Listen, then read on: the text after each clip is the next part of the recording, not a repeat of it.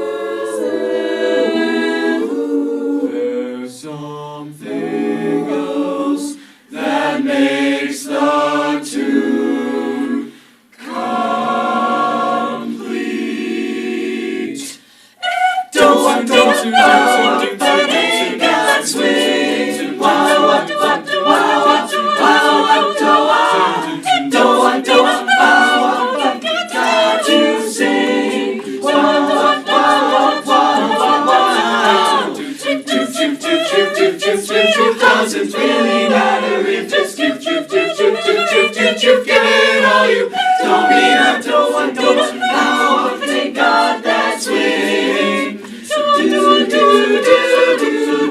da ba ba ba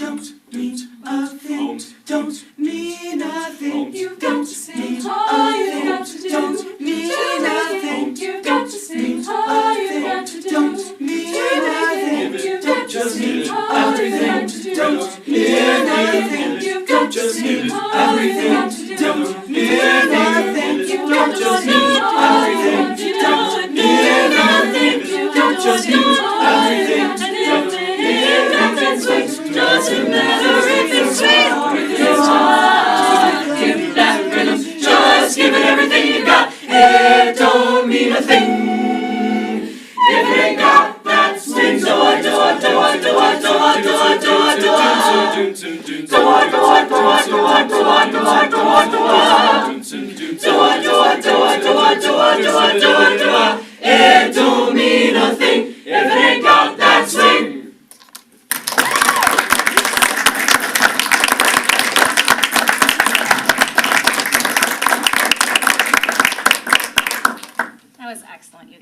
So entertaining. We could just listen to them. I know. What was that?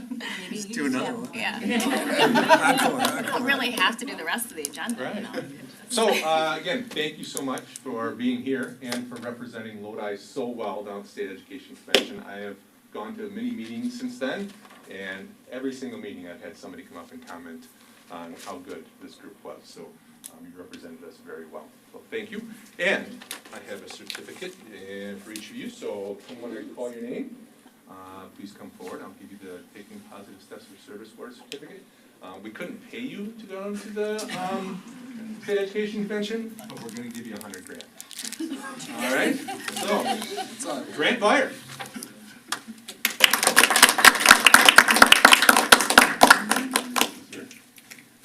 Jalen Bryant. This is gonna stay here. Jaden Hillenbrand.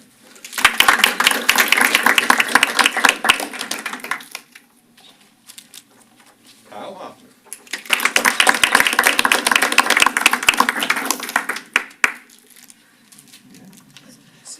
Liam Johnson.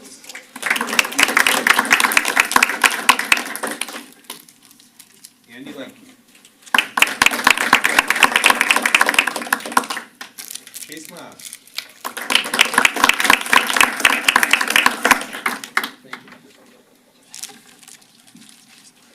That's the first one.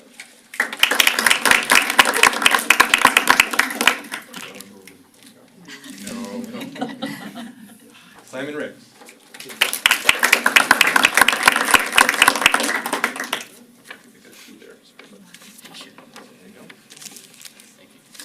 Caleb Roxel.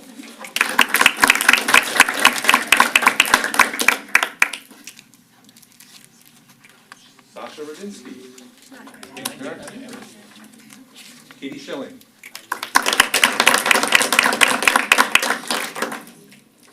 Jennifer Schmidt.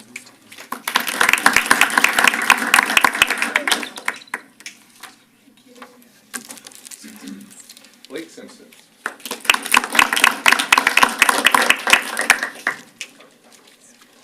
Bethany Smith.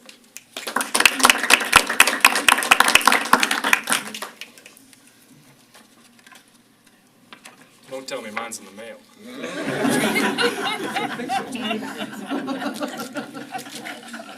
Emily Tenbard.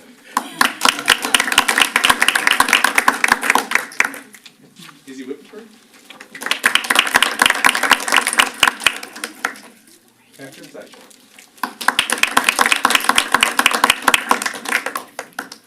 You got everybody? Perfect. Nice job, Maureen Palmer. And one special thank you to their director, obviously, Kate McRae. Phenomenal tip. You definitely went pretty How many of you guys are seniors? Too many. Oh, Man. wow. I've got big shoes to fill. Ms. McRae, can we have them come like every exactly. board meeting for a little pickup? You're busy though, right? So a bunch of them did track practice tonight, and you had mock trial this weekend, and forensics this coming weekend, and baseball and softball, all those things start up, so. Mr. Bussey, good. I'm just curious, I notice when you're singing the way you're looking at each other, is that something that's planned? Is that something that is just spontaneous? I just noticed that you're all doing it, I'm just curious. I guess we kind of have our people that we look at when we sing. Like, I guess we kind of each look at each other, but Just stay No, together. it I think we wasn't try just and look one at each other to make sure that we're all person laughing you're and Yeah. smiling and Doing the right having thing. fun. So, yeah. It's excellent. Thank you. They're not Guys did always really quite this awesome. smiley when I see them walking in at 5 to 7 or Yeah. a minute after Kidding. 7. They still do, they're happy. They are. You guys are amazing. Thank you. Thank you. Thanks, Very everybody. talented. Thank you.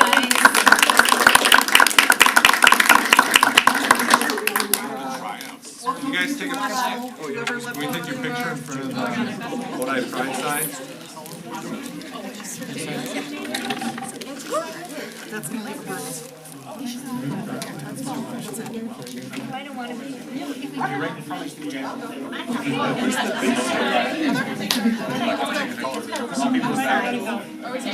Should we bring Sarah with us? Their moment to shine. I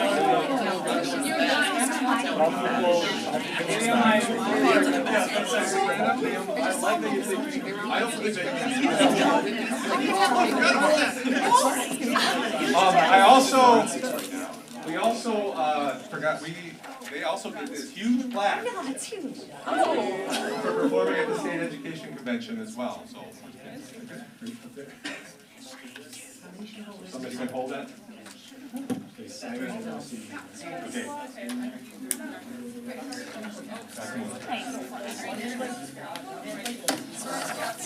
Okay.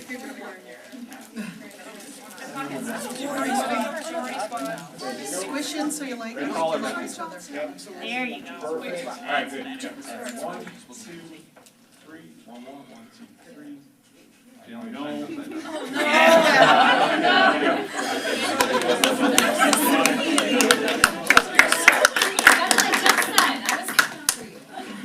Thank you. Thank you so much. Thank you, guys. No, back there, there's that. Oh. Thank you. All the time. Better than the trophy. Thank you. They are awesome. They're pretty great.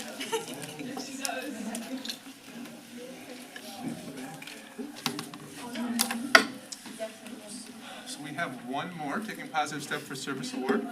I lost the candy part of them. It's right to look at. Uh-oh. Did you eat it? Yeah, that was it. Yeah. I assume We you do got that it. on camera. For that reason. Unlimited supply. Say I didn't. Once you get the plaque, but we know where you're really I going. was gonna say, she's got a stash. He does. I should have So looked around. the other person we have for taking positive step for service award is Melissa Walsh. So I'm gonna have Derek Pertzborn. Yeah, come on up, Melissa. I'm sure that's where you want to be, is right front and center. All right, so Sorry, Sarah. we would like to take a moment to express our heartfelt gratitude to Melissa Walsh for her incredible dedication and generosity in organizing meals for our teachers at the middle school and high school for parent-teachers conferences in February. Melissa's thoughtful efforts ensured that our hardworking educators were well-fed and cared for during these long and demanding days. Her commitment to supporting our staff not only provided nourishment, but also a deep sense of appreciation and encouragement, reminding us all of the power of our community. Melissa's willingness to step up, coordinate, and provide such a meaningful gesture speaks volumes about her support of our teachers. We would also like to express our gratitude to all the families that generously donated food, money, or time to support our teachers.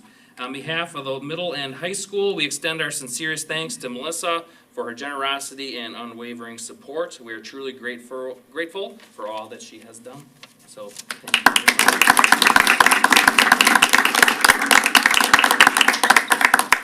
Do you want to add anything? Thank you. I just wanted to make sure that our teachers at the middle school and high school felt supported. There's a group of parents that do this at the primary and elementary. And when I had kids in middle school and high school, I took the opportunity to contact the principals and ask if I could do that for them. So there's a lot of people behind the scenes that make it happen. So, but I'm happy to head it up and do that for us. So. It is really our high school teacher's favorite meal. Thank Oh, I'm sure it is. It does really mean a lot for our staff to not have to, you know, it's a long day, to not have to wake up and think about, I gotta make lunch and I gotta make dinner, and, you know, not only that, but also feel supported by, you know, our community and by our parents. So it really, I think, creates a nice team for everything. And there are some teachers that come down more than once. It's so good. And principals. And principals. And you also take all the tickets. You're always taking tickets. Oh, yes, we got Tickets. Ticket lady? Ticket lady and everything. Yeah, she's everywhere. Cute picture. So the Ice Age Trail Alliance is We were not able to make it. Not real sick. Okay, thank you.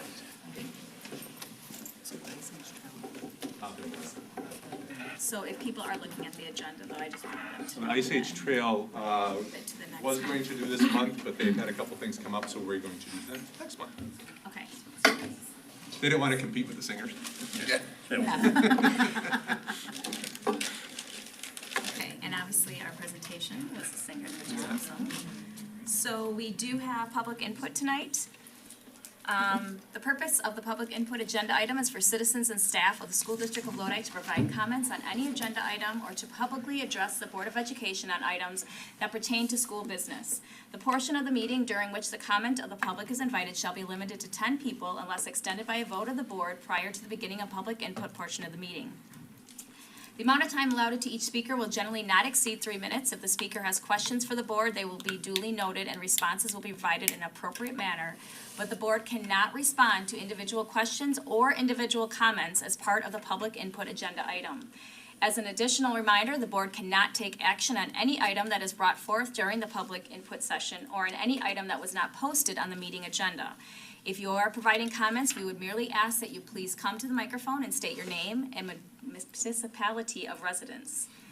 And I do want to say that tonight, we actually, I am going to extend it. They did request to extend public input. I'm going to do 5 minutes instead of 3.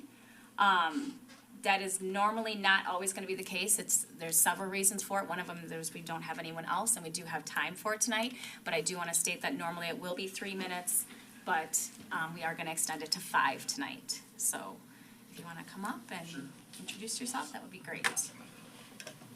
That table there? Yeah, that's the that would be perfect. Thank you. Well, thank you for extending it. I did not expect that, so I appreciate that. All right. Should I just start talking? Your name and then where, Tyler Harklow. I'm in the town of Lodi, I guess, out in Harmony Grove. Okay. All right. Thank you. All right. Am I free to start? Yep. Okay. Did you set a timer then? Okay, so 5 minutes. 5 minutes should be plenty.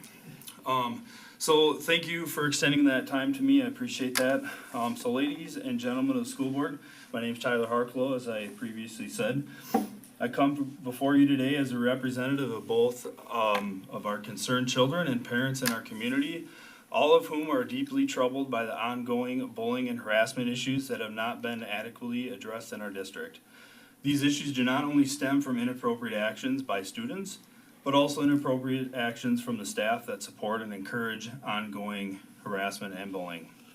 Before I get started tonight, I want to share a quick statement from a letter that's called the Dear Colleague Letters. It is a letter published by the U.S. Department of Education, specifically the Special Education and Rehabilitative Services Department. Bullying of a student by another student for any reason cannot be tolerated in our school. Bullying is no longer dismissed as an ordinary part of growing up, and every effort should be made to structure environments and provide supports to students and staff so that bullying does not occur. To better understand the concerns of our community, I reached out to local parents and guardians through social media, specifically Facebook. Some of you may have seen that post already. I asked them to share their experiences and thoughts on how they felt the school was currently handling any bullying or harassment issues. Many of the parents commented, while others reached out directly who were not comfortable to post on Facebook. Many shared heartbreaking stories of how their children have been subjected to bullying, only to see little to no action taken by the district to address these concerns. I'm going to share some of these situations that my own children have experienced and also those of the community. While you listen to these stories, I ask you to consider if any of these scenarios would be acceptable. The first feedback I received or comment was a student that was less than 12 years old was choked by another student on a bus. The video on the bus revealed this occurred, and the student was allowed to keep riding the same bus. I had one set of parents tell me that they chose to pull their kids out of our school district and send them to a different school district. They drive them to a different school district.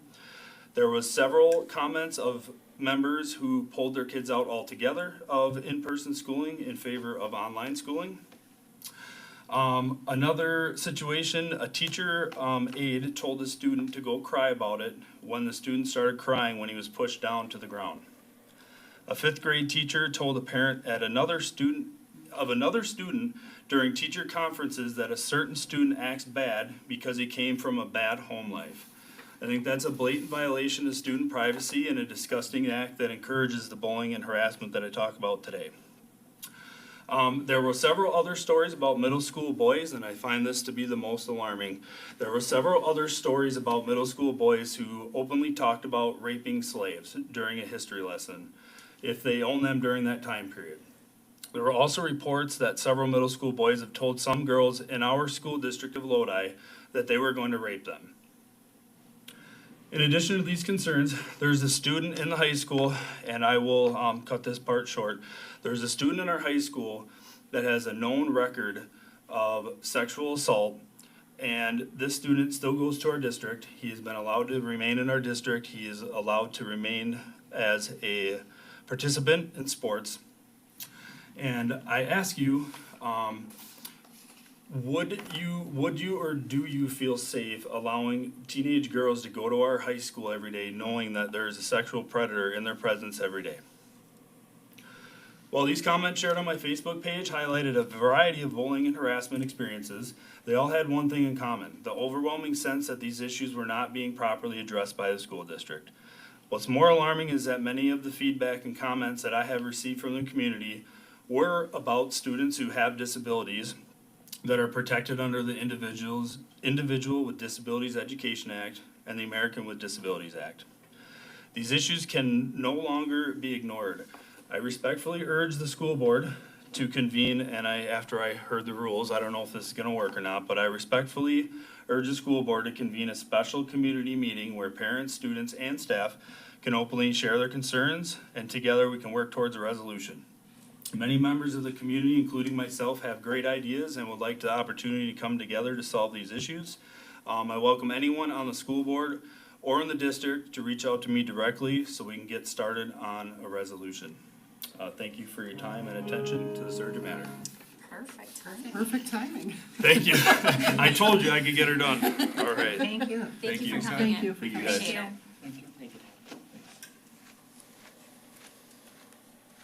All right, now we're going to move on to our consent agenda items. We have our vouchers, our credit cards, and our check listings. We have our fundraiser reports. We have a junior class bake sale, March 19th and 20th. Junior parents, March 19th and 20th. You're bacon. I just have one correction here, but go ahead and read through the fundraiser. Well, do you want to? Well, it says baseball brat sale, it's supposed to be softball brat sale, just so. Because it looks like baseball has three fundraisers, you're not supposed to have three. Okay. Baseball brat, it should say softball brat sale. Okay, so we got junior class bake sale, we got the track and field, sales of food items, we got the golf team brat stand, we have baseball, youth baseball clinic, and then we have a baseball text call fundraiser, and then we have the softball brat and bake sale. Correct. Okay. And then we do not have any fundraiser reports. We do not have any field trip requests. We have, from Facility and Finance, we have our Lee Recreation contract for elementary OSC playground. We have our middle school network cabling upgrade. We have programmed cleaning 3-year contract, Buchanan's mowing and maintenance lawn contract, and we have, we went over our 25-26 school fees. And then for curriculum, we have Education for Employment Plan. Under other, we had a Wednesday night activity request, and then we have 4 Start Now college applications. And, come on, computer, you can do it. Oh, I didn't see that bottom one. Hold on, sorry, guys. Yeah, that was just added today. Oh, Sorry. Never mind. Okay. We do not have any retirements. We have 3 resignations: long-term substitute special EA for transition program, volunteer softball coach, and assistant golf coach. Under co-curricular, we have a change for our Thailand exchange co-curricular co-coordinator's contract. We have JV softball coach, Spanish exchange trip co-coordinator, and change for Thailand exchange co-coordinator contractor. You know what? Why People is say that that really fast 5 times, okay? Why is that on there You're twice? doing well. Two different. Oh, One is for Thailand and, One's for it's my bad, it should be Spanish. oh, Right. Oh, yeah. My apologies. I think the attachments say that, so, My apologies. okay. And then we do have a lifeguard for crew. Under regular staff, we have increase in special education assistant, elementary OSC special education assistant, and a long-term middle school special education substitute teacher. Under personnel, we have 7 leave without pay request. Okay, so I'll make a motion to approve the consent agenda as presented with the addition of the approval of Stacy, and I'm not gonna say this name right, Redit, as long-term middle school special education substitute teacher, the approval of the Start College Now applications, and the baseball, brat, and bake sale. Softball. Softball, sorry. I did hear that, didn't say it. I will second that, just clarifying that it's softball, brat, and bake sale. Motion by Terry, second by Sarah Ramish. Any more discussion? All in favor? Aye. Anyone opposed? Motion passes 7-0. Oh, I'm just skipping through stuff. All right. Our administrative reports, and we are going to start with primary school. All right, good evening.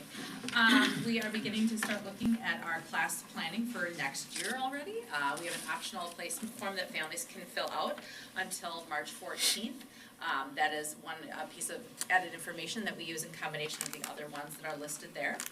You can see some cute pictures of the kids from the 100th day of the school party. This class does that. Bullying prevention, student and family presentation. One of the pieces of feedback we had from last spring's family perception is that families wanted to know more about our bullying procedures. So Mr. Schuneman and myself and Ms. Carrie Barr and Mrs. Bilkey worked together on putting together a presentation for families on Monday, February 24th. We started in the morning with a video announcement for our students defining what bullying is, what they can do if there's a situation of bullying, and then some of the things we do to prevent that. And then from this meeting, we are working together to have a parent team to look at some of the different procedures that we're currently doing and how we can make adjustments from that. Eric, do you have this on yours too? I have it on anything mine else too. that just? I have it on mine too. I guess the biggest thing too, besides the video announcement, is I have in mind shared the presentation that we gave to families as well. So was it well attended? Was there a lot of families there? We had 9 families. 9 families for the And we- bullying presentation. We had 9, and then we also did it as a s'more because we wanted other families. It's in our Right. newsletter, so families can look at the direct Nice. link. And so we had, I think, 21 more people. I think we're Okay. looking at the presentation too, so. Good. Also in Pillar 2, one of the things that we wanted to try to do is find that student-teacher connection. And so we just recently did this with our students. They had a picture of all of the different staff members, certified and support staff. And the students could circle 1 to 5 staff members that they felt a special connection to, either something they felt really positive to, or something that they, maybe sad about. And from here, what we're gonna do is really look to identify to make sure that kids have that connection with an adult. And if there are any students that maybe don't have a lot of adults that they chose, we can very intentionally plan and think about that. But it was fascinating to see how students, as I've begun to gather the information, it could be their current teacher, it could be assistants that they're working outside on the playground, it could be their school family adult that they had, it could be a teacher that their siblings had. It's fascinating just to see those connections, so. It's a really good way to do it. So more to come on that. We're still in the process of collecting all of that. And then the last thing, we have a March Madness right now for our staff. We have a cornhole competition that we are currently working on, so we're trying to get down to see who that is, and we'll have the final competition March 31st. So just something exciting there. Oh, I forgot, I should have said this one I want to share too. I'm longer than I have typically been, sorry. For Pillar 5, we did initial reunification training with the certified staff, anyone that was not a part of the Keys to Literacy training. And so really it was just to build a general understanding of the responsibilities our staff would take if we had to reunify, or people using the primary school building. And so the staff, they know what their position would be and have begun to see what that would look like. And we're gonna be doing some more training Monday, May 12th, and then also May 16th. So, beginning rest for that. Thank you. Thanks. Elementary OSC. Hello, thank you. So a couple of things I wanted to highlight. First of all, special thanks to Nick Carls and to Derek Pertzborn, but also to Emily Pertzborn and Amy Meyer for welcoming us to the middle school. We had our 5th grade teachers, so Chris McNeil, Nikki Schuderman, Garrett Schreiber, and Sharon Whipperfirth, and then also Allie Stone and Carly Zick from OSC. All of us went over and we were able to witness math in action by some expert teachers. And it's just really, the goal of the visit was just to help us make sure that we're setting up students for transition, for success.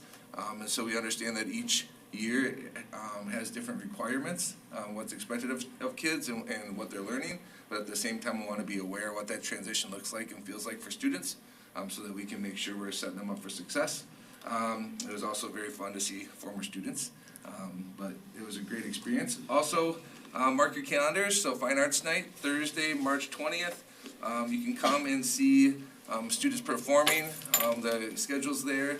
And then also just the artwork that they've been doing in art will be, it's blacklight artwork, so you're gonna have to go in the little theater to see that. But then also each classroom will have artwork displayed in the hallways.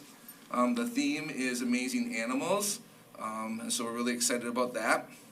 So the performances, it says starts at 5, so is the whole thing 5 to 7? Yep, so 5 to 7, obviously 4:45 to 7 would be great, but, because some families need to be there a little early to get their kids ready. Okay. But then they're also in the small gym, OSC is gonna be selling, pizza and subs. And then there'll be the raffle in there as well. And so there's a lot going on. Go there for that supper. night. Just a little update on student behavior and safety. Just wanted to share, last year, one of our focuses of our impact team was really the month of February and seeing if we can help behavior incidences go down. So we saw a really nice decrease. 43%. Yeah. That's So a lot. good attributing part to that, I really feel like is, we're on our second year of our community values. Those expectations have really gotten clear. Obviously, we've really continued to focus on building connections and relationships with students. But we had a really good month, with this technically normally one of the most difficult months in February. So, but we also did some other kindness things that we tried to really promote. So, have some pictures of students there for you in ways that they reached out, and we tried to recognize them as well. Also included the bullying prevention presentation that we gave and the video that I shared with our students that morning as well. Also shared that information with our staff too, so we're all on the same page there. And then we did have our February kindness calendar going on, but I wanted to let you know that I'm just so impressed with the different ways that staff care for each other.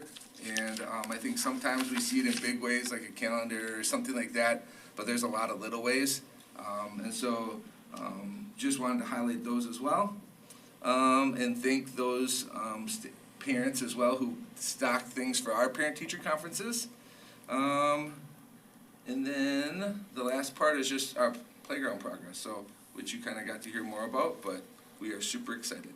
So thank you. Thank you. Lodi Middle School.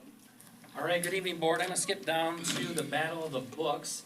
And I just wanna thank Paula Tun for organizing this. So one of the things that she does is organizes some opportunities for some of our advanced learners. One of them is the anthology project, which has to do with writing and art. This one has to do with reading. So these 3 students are taking part of Battle of the Books, and it's put on by the Wisconsin Educational Media and Technology Association. And they read 20 books, and they work on some statewide quizzes. And I don't know, I'm not 100% familiar with this. I'm still learning exactly about it, but another opportunity for our kids, especially those that are very interested in reading. Mr. Pertzborn, how long do they have? Is this like from the beginning of the year to read those 20 books and prepare for this? Yeah, it starts early in the year. They have a week. Ready to go. I was just curious how long they had to read those books. Yeah. Another thing I want to bring to light is another extended opportunity called Blended Agriculture that Michelle Howe organizes in the morning, and students actually come before school to be a part of this organization, and it's really our opportunity to teach our students about ag, whether it's businesses, and they'll go on some field trips throughout the year to some businesses and learn about the economic side of agriculture, but they're also, in this one, they are learning about different cheeses and tastes and textures. So they're also, and culinary arts is a part of that too. So just awesome extensions and opportunities for our kids that they're willing to come at like 7:15 in the morning to learn about, which says a lot about the engagement that Ms. Howe creates with that. Going down to pillar number 2, Mr. Jelinek gonna hit on this too, but we are installing feminine hygiene in products in, or dispensers in all of our girls' restrooms. And really middle school is a time of change, a time when girls are learning to work with their menstruation cycle, and we don't want anybody to be at a disadvantage or worried about that during the school day, or worried about having access to products. So that's something that we've partnered with the high school and their SAPS team, which Mr. Jelinek is going to talk a little bit about, to install those in Lodi Middle School. Also acknowledge our chess club. So on Thursday mornings, we have opportunities for kids. We have a 1 hour, well, it's 50 minutes called Flex. And during that time, students receive academic support on their grade level work. But if they are all caught up, they have everything done and they're doing well, they have opportunities to have some choices. Some of the choices are like go to the gym. Some people go to FFA. Another choice is chess club. It's just, it's an opportunity. Our LMC is full of 24 kids. We have enough boards for that. And it's pretty much full every single Thursday morning when there's chess club. And it's just an opportunity for kids to come to learn. Some people are just learning about it. Some people think they're masters of it. But it's really good for them to be able to come and socialize and have that in common time to meet and hang out. I also want to acknowledge our movie outing. So we have a student celebration team, and they organize some awesome opportunities, whether they're in school with some speakers and things like that. This time, last week or within the last 2 weeks, they went and saw Mufasa at the Portage Theater, which is a great opportunity for our students because not all of our students have this opportunity. So it's really great for them to learn about theater etiquette, to learn to go order food and how you act in a theater. So it's a really great opportunity to have some entertainment, but it's a great opportunity for them to learn about having that experience as well. Going on to Student of the Month, I want to say congratulations to these students for being nominated for Respect. Each team, grade level team, 6th, 7th, and 8th grade nominates one, and our specialists nominate one. So congratulations to these students because they make Lodi Middle School a great place for all students, whether that's staff, whether that's students, their peers. They just make it an accepting environment with their Respect. Moving on to Pillar 4 is District Workforce. Our SWAT team, which stands for Staff Wellness and Appreciation Team, organizes sometimes it's inside fun, where they went on an axe throwing, to an axe throwing place earlier this year. But this time they had a game night right after school. And there was not a lot of people there, but they said they're the few but mighty that were in attendance for that. And then just want to also just acknowledge another opportunity that we took advantage of. We have Seth Landolt and his family are having a baby in April, and we just took a little time to celebrate with a little baby shower for him. So Remind me again what he teaches? he teaches 7th grade math, language arts, and ELT. Derek, Congratulations to them. Maybe SWAT needs to do cornhole and then they can challenge the primary school. Interdistrict Winners. matchup. Or I know a really good card game that we learned. Thank you. High school. All right, thanks, Heather. First of all, there are some emails here. I'm not going to read through all of them, but they're recognizing some of our staff members. The first one is Mr. Haft, who is the director of our pep band, and they had an opportunity to go to a hockey game, I think you call it, not hockey match, hockey game. And it was I went and watched them, and it was amazing. I think there was a scheduling mistake because La Follett's band was there too. But it ended up turning out pretty cool because they would take turns, and then they actually played the last song together. This person recognized it, and he thought it was amazing and reached out to Doug with this email. Also, Mr. Sheldon, there's a couple of emails talking a little bit about powerlifting, which is a new club that we introduced in the last couple of years. Really long email that you can read through, but just it basically tells you how much that person felt really strongly about Mr. Sheldon and the work that he did with his daughter, and how it not only improved her strength, but also improved her swimming. So I thought I'd share those with you. I asked Mr. Sheldon and the parents if it was okay, so feel free to read through those. I like how you play on words, how strongly you agreed with the powerlifting. Nice job, Jeff. Yeah, that's right. We are going to be proctoring the ACT tomorrow. So March 11th is our ACT date, and that is all the way across the state of Wisconsin. So we have been doing some things during the month of February leading up to it. It's pretty small as far as the picture, but these are some of the things that we've been doing with juniors in junior homerooms. We also are going to be giving our 9th and 10th graders, just like we have in the last couple of years, an opportunity to take the practice ACT. We have a team that thinks about everything related to ACT leading up to it, so I appreciate all the people that put in a ton of effort to get those things ready. So that will happen tomorrow. So for those people that are out there, 12th graders, you do not need to come to school, and any 9th and 10th graders that are not taking the practice ACT, you get to stay home as well tomorrow. Student recognitions, there's a few things that Caleb is going to cover. We had District Soul and Ensemble and State coming up. Of the 60 LHS students in 31 separate events have advanced to state from district, which is amazing, I think. So there's That's going to be awesome. huge representation from Lodi High School in lots of different events. Caleb's going to talk a little bit about mock trial, but I have a feeling he is not going to talk about one aspect of mock trial, and that is he was voted as one of the top lawyers again in the state of Wisconsin. And I noticed that wasn't in his report, so I was going to mention that. So Are any of us congratulations. really surprised? I mean, Yes, really. so they had a great season, he'll talk more about it. Forensics, lots of competition in forensics, they were the Capital Conference champs, and then you can see all the details, including some of the students and some of the awards that they won. We did have some state wrestlers, and that'll probably be in the co-curricular report. Very proud of Owen, Breyer, and Brady, and bringing up Doug Haight and his wind ensemble percussion crew that was able to give them a drum line to celebrate them going to state. In the end, Brady placed 5th, which was awesome, and his brother placed 6th, so Owen played 6th, so congratulations to them. You can see our students of the month of January. And then we had a competition, including 5th grade, just a few weeks ago in our NHS, and Mr. Heimerman supported that. Over 27 5th graders came in for an academic competition, and our NHS kids supported that. It was really fun because it's always fun to see our older kids mixing with our younger kids and doing some really cool stuff. We did have a high school, just like the elementary and primary school, we did have a middle school, high school bullying presentation that took place on Monday, March 3rd. I appreciate the parents that, I know people are very busy, but I appreciate some of the parents that came out. You can see some of the things that we talked about, that we also had a bullying presentation, a video that I created that we shared with our advisors, so our homeroom kids today, so they could see some of the things that we do to try to prevent bullying.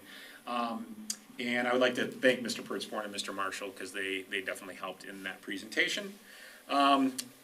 Pertzborn did mention something about SAPS Club making a difference, and that's with feminine hygiene dispensers specifically, and they were both here tonight. I wish I could have talked about them while they were here. Emily Tenbarge and Katie Schilling, they headed this effort. You can see them with one of the dispensers and a sign that they created that goes next to every single dispenser. They are still working on, like, how are they gonna get refilled, and they work with some middle school students.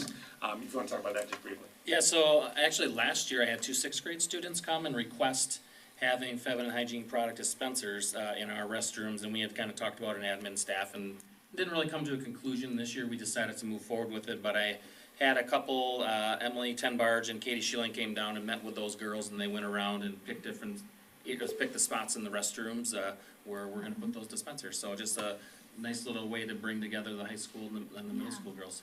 And every group needs a leader, and it is Mr. Steinberg, so I really appreciate them because they really look up to Adam as far as the direction that they need, and he's the one that kind of like, I don't know, brings people together when we need to. Try to help them get their things done. Absolutely. So, Sarah, what's that, Sarah? Yeah, I just had a question before we moved on from the subject. I'm curious whether there would be a way for people to donate to this effort if they'd like to. I think I was at some library recently that puts out feminine, products and menstrual products in the bathrooms, and they accept donations. So I just wondered if maybe the school district could do that. Yeah, we're accepting donations at the middle school. I put that in our middle school newsletter this month. We did have one family drop things off, but yeah, we'd appreciate any donations. We're also looking at funding this through grants, if possible as well. Yes. And then for both of you, I also would like to know how many people showed up for your bullying presentation? 5 or 6, I can't remember. 5 or 6 parents, including this parent, so that would have been 6. 6 including. Okay. 6 including this I parent. guess I do have a question real quick too about that. Is it more of a presentation, or is there like discussion and questions from the families too? Yeah, it's both. Both, okay. Yeah. All right. Okay. Will they get done again? Will they be done again? Maybe not this year, but. I don't think there's anything wrong. I know we're gonna revisit it every year with our students, so, yeah. A couple other things quickly. Jobs Fair, we have on April 10th, so if there's somebody out there that has a business that is looking to join our Jobs Fair, make sure they reach out to me. Right now, we have 29 businesses that are gonna be coming in, so we'd like to increase that just a little bit.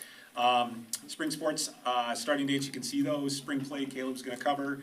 And then, of course, Audrey Parpart's photo albums, which are also always awesome. And there was one addition, the Valentine's Day broadcast, which in the Blue Devil Bulletin was the most hit link in the March Blue Devil Bulletin, so you can check that out. That was awesome. Yeah, it was, Mr. Marshall and I had a good time in one of the parks. You all did, I mean, everybody I did. thought you guys won. Yeah. I thought Apparently we not. won too. Anyways, thank you.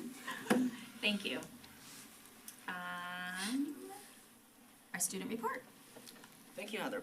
So I'll start with the Bucks game pep band.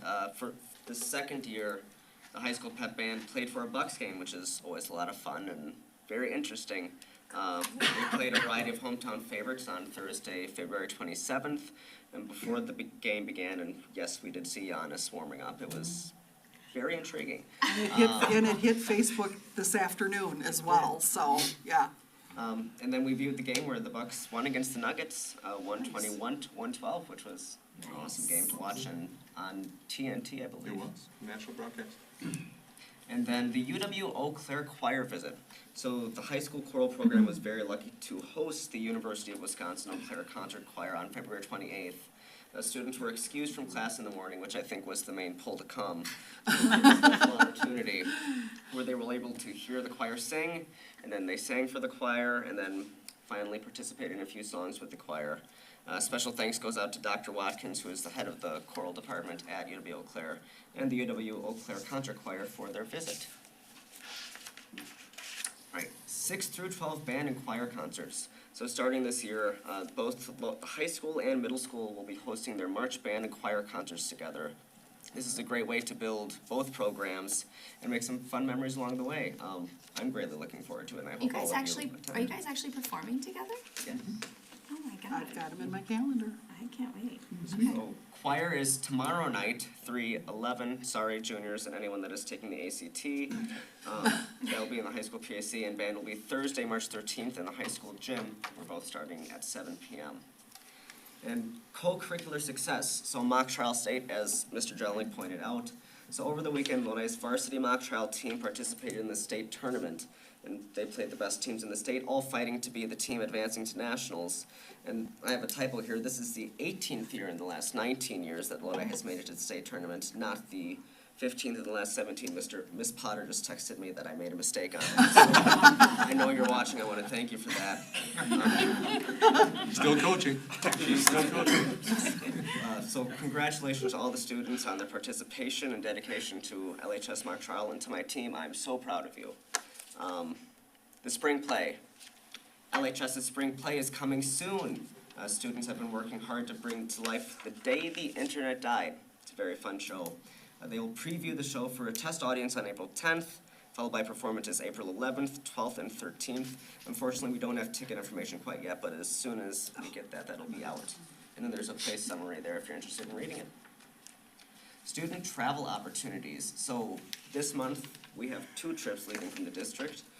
Firstly, the Washington, D.C. trip, and this is a little blurb that Amy Christensen, who is an 8th grade math teacher and the 8th grade trip coordinator, sent me. So from March 15th through the 21st, 46 students and 4 adults will be traveling by coach bus to Washington, D.C., Mount Vernon, Colonial Williamsburg, Yorktown, and Jamestown. We will visit many memorials such as Vietnam, Korean, Lincoln, FDR, Martin Luther King Jr., Air Force, World War II, and Jefferson. We will also tour many museums and buildings such as the Capitol, National Archives, Ford's Theater, Holocaust Museum, Smithsonian Museum, and the National Cathedral. Ooh, that was tongue twister today. But that trip is always a lot of fun, and I hope they really enjoy it. Are you going, Mr. Bridgewater? I'm not this year. I went last year, though. It's amazing. It's such a great opportunity. The National Cathedral is amazing. And then the Boston trip. So the LHS music program will be traveling to Boston, Massachusetts during spring break. They will depart on March 21st and return after a week of fun sightseeing, touring, and performing on March 27th. While there, they will tour places such as Harvard University, Fenway Park, multiple museums, and historical places associated with the Revolutionary War. Further, they will participate in music clinics with clinicians from the Boston Symphony Orchestra and Chorus, which might be my favorite part of the trip, if I'm being honest. And then on page 5 of my report, there is a list of upcoming dates within the district. That's a lot going on. Yeah. That's fantastic. Thank you, Caleb. Curriculum. It's really hard to follow Caleb. Isn't it though? And you don't ever have a tie on, and he does. I just knocked Sarah over. Our board is feisty tonight. We are a Just little see this in feisty. You would have remembered from my last board report that I had just a few notes on observations that I've been doing. Adria's in the second semester too. We both do observations of educators throughout the district. That prior board report referenced observations from the primary school in late February and early March.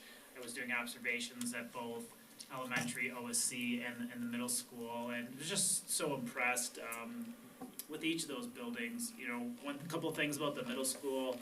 There was just a theme when I walked in, just really clear, consistent classroom routines. So every single classroom that I walked into, there was a posted agenda. When you walked in, you saw the learning target. I was appreciative of just that structured approach that I saw in every classroom.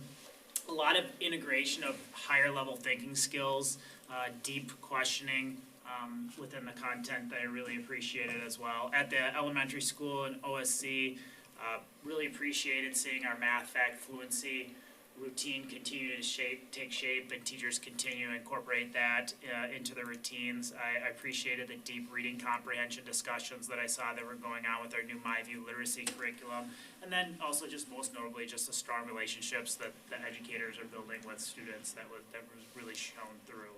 So appreciated all of those things, and now I am in the middle school. I think I was in 2 of Caleb's classes this past week. I wanted to just piggyback on what was talked about earlier with our middle school math visits. That was really born out of those K-12 math team conversations where we have all of those teachers representing those different levels in a room together and talking about the student experience where they have 5 years of everyday math. And then they hit middle school, and not only are they adjusting to a new building, but a new math routine, and they're getting ready for the ready math routine. And so for our teachers, many of them hadn't seen that program in action. So it was born of giving them the opportunity to go up there, see that in action. So as we're now in the second semester of 5th grade for those students, they can start to front load and get them ready for some of the routines. We are going to mirror that then for some of our middle school educators to go and see Badger Math at the high school in April. We'll be doing that. And then last, Math 24 competition. So a big thank you to all of the educators and our fearless leader at the elementary OSC level as they developed practice opportunities for students to partake in this Math 24 routine and game. And then they had a Math 24 competition locally for our 4th graders and 5th graders. They identified 6 students at each of those levels, and they head out tomorrow for the Dells to participate in the Columbia County Advanced Learner Math 24 competition. So I know we have a lot of excited students that are going to do that tomorrow. Well, and Nick, just to piggyback on what you said, in the beginning, I had went to the middle school and done an observation as well as the high school. And just watching the engagement, I mean, nobody was sitting over there going, oh, they're all like engaged with going on with the teacher, like with science and math. But also, I just kind of wanted to go back to school, because that time went by just like that. And I thought, oh gosh, a block, it went by like that, and it was done. So I was totally impressed. Thanks, Nick. Okay. Oh, that's me. Yep. School board report for March 2025. I should put my glasses on. Sarah and Adria taught youth mental health first aid to 5 community members. Way to go. I mean, I thought that was pretty good to get 5 members in for that, because it's 5, hopefully, that will go talk to other people to come in. The training was held at Reach Out Lodi. Youth Mental Health First Aid teaches adults how to help a youth who is experiencing a mental health or addiction challenge or is in a crisis. And I've done that training more than once, and it is just a great training. Everybody should get it. Brian taught the 12th graders how to administer Narcan and the signs and symptoms of an opiate overdose. 4 different 30-minute sessions were offered for students to attend. Teaching 12th graders these valuable life skills is important since they'll be off to college and workforce places. LCAT received a grant for $2,230 from the Northeastern Wisconsin Area Health Education Center, and the funding will be allocated to LCAT to enhance engagement and build coalition membership. A portion of this money they will use for supplies for the March LCAT's ceremony of people in the community that are giving to the community. Please plan to attend the LCAT Awards ceremony, which will recognize district students, staff, community members, and community groups who have been nominated for making a difference in our school and community. The ceremony will take place on Wednesday, March 19th, from 9 a.m. to 10 here. Okay, that's it. Thanks, Terry. And last but not least, student services. Thank you. First, I'd like to share some information on Indicator 8. So the Individuals with Disabilities Act requires that each state has their own state performance plan to evaluate and monitor the state's efforts in implementing IDEA. Wisconsin's plan has 17 different indicators for maintaining or improving the outcomes of students with disabilities.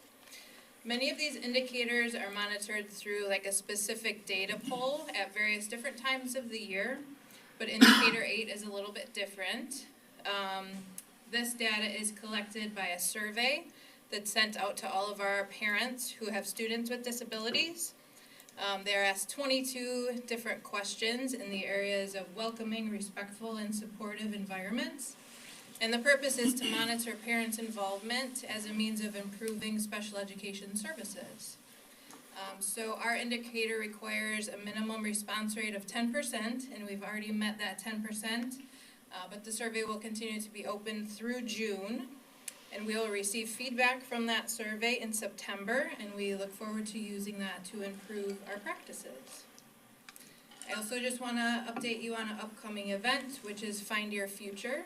So Find Your Future is held at Madison College and is for high school students with disabilities. Students have an opportunity to tour the campus and explore different careers. Some of our students showed interest in attending sessions on IT programs, interior design, automotive, and welding programs. So thanks to Adora Bilsey, Nick Franciscovich, Abby Turner, and Annalisa Lemelin for providing these opportunities for our students. Awesome. Thank you. I have a question. So this is always the same week in March?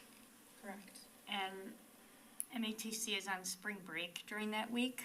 It often falls that way. Often, yes.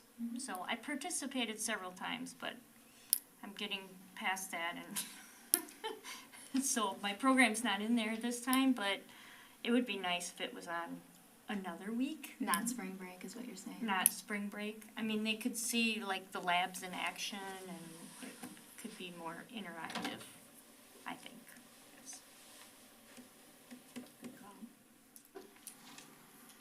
All right. Thank you. District Administrator report. Yeah, I just want to echo a couple things that have been said. Mock trial. I was there Saturday morning and watched Caleb and Tessa and the rest of the group in action. I don't think Caleb should be the only one in the top 10 attorneys. There's a few others on our staff that I thought were phenomenal as well. They did a great job. It's just, if you've never sat and watched mock trial, it's amazing. And I appreciate the amount of support that Lodi gets. Like, you go into most courtrooms, and that's been that way every time I've gone to mock trial. Like, you're supposed to sit behind your team, but well, we're sitting on both sides. Because it's just, there's so many people from Lodi, even though you can't wear Lodi gear, right? Yeah, you know who they are. Yeah, they do. That's And awesome. so it's great. They do a great job. And also what Caleb had mentioned, the concert's coming up this weekend, this week. Looking forward to those. They should be great. Obviously, we have a school board election coming up. So Little Optimist Club will be sponsoring a forum for the 3 candidates running for school district Board of Education. Will be held this Thursday, March 13th, from 1:15 to 2:15 at the high school Performing Arts Center. It allows some of our high school classes to participate. Recording of that forum will then be available on the Optimist Club Facebook page for those who cannot attend. What time is that again? 1:15 on Thursday. Thank you. The general spring election is scheduled for Tuesday, April 1st. No fooling. The 3 candidates for the Board of Education are Heather Barron, Scott Dilsey, and Michael Heiderreich, who's here today. We appreciate each candidate's willingness to serve the students, staff, and community on the Board of Education. So thank all 3 of you for running. Bullying and harassment. So this has probably been brought up. So it was brought up obviously in public input. One of the items that came up on our school perception survey last year, as the district wanted to look more closely at, was bullying and harassment. The district received a score of 3.61 out of 5 on the question, am I satisfied with our school district's effort on bullying? The score fell to 69th percentile, meaning that we scored higher than 69 of our comparison districts. So compared to other districts, we scored very well in this area. But it was an area we wanted to look at a little bit more. So therefore, each school hosted a night to discuss how bullying was addressed at their school. The primary school, as we said, in Lodi Elementary School, SC hosted their event on Monday, February 24th. The middle school and high school had their building event on March 3rd.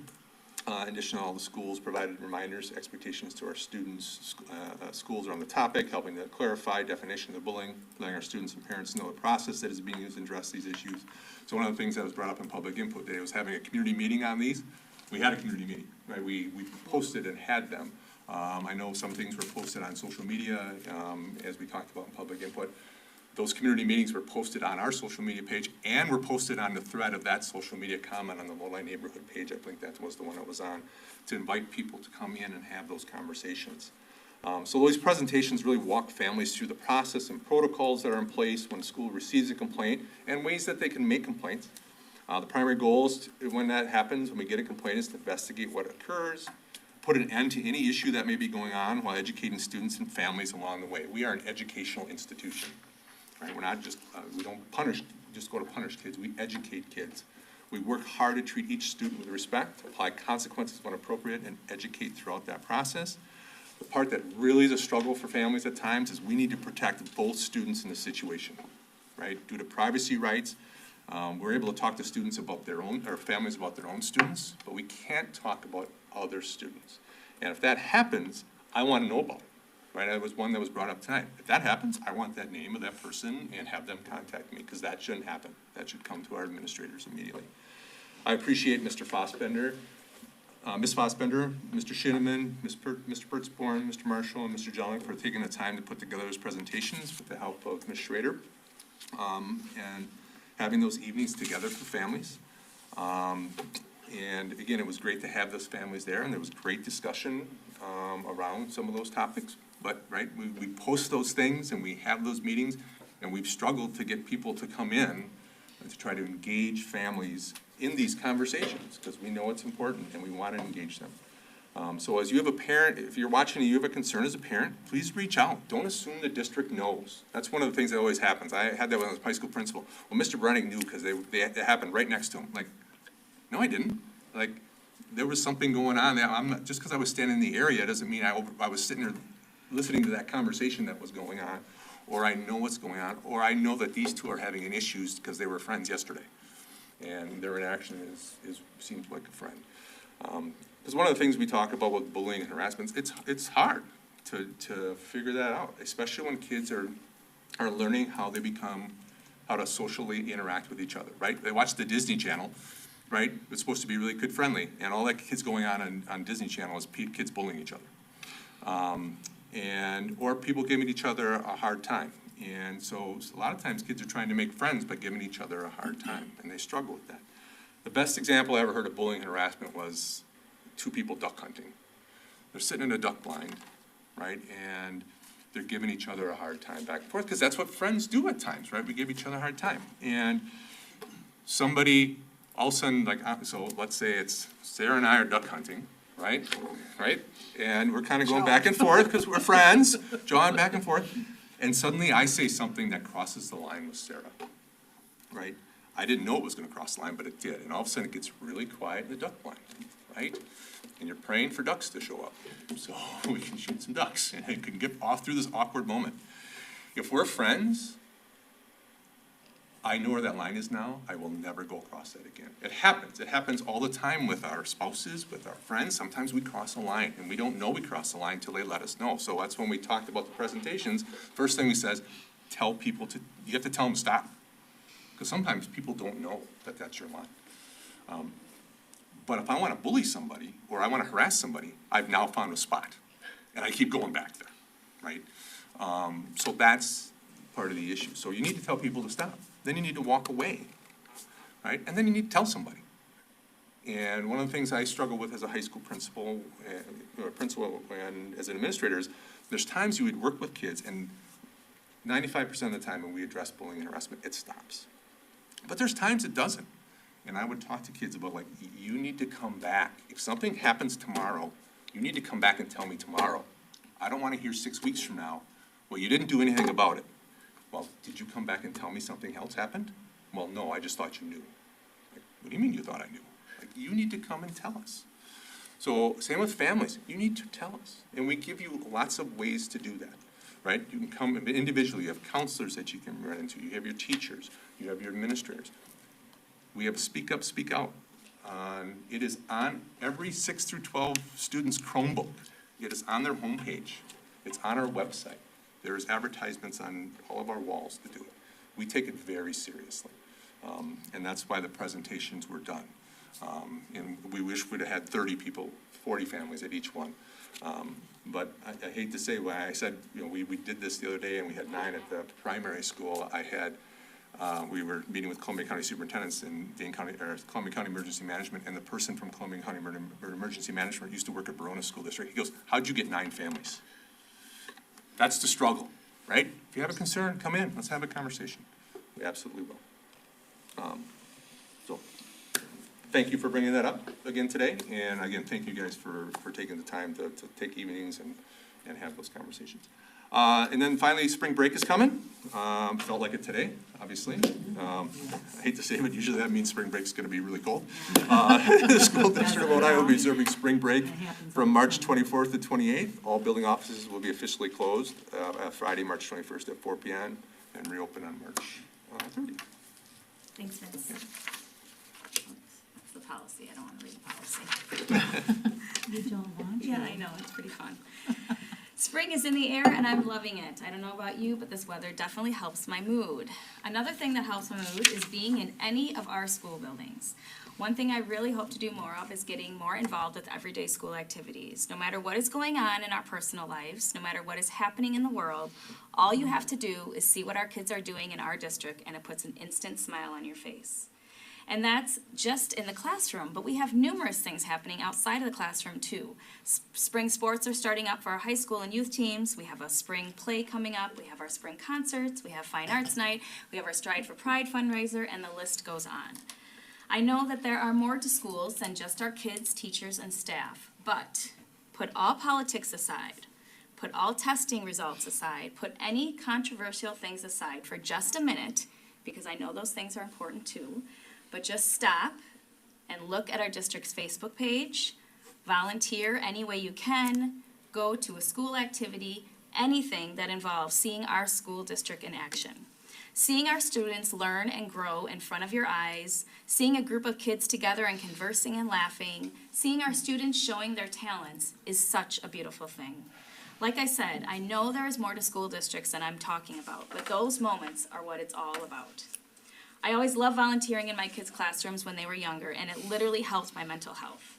It also made me really, really, really appreciate the teachers. I would walk out of our school buildings after volunteering and feel so refreshed, happy, and proud of where my kids get to go to school.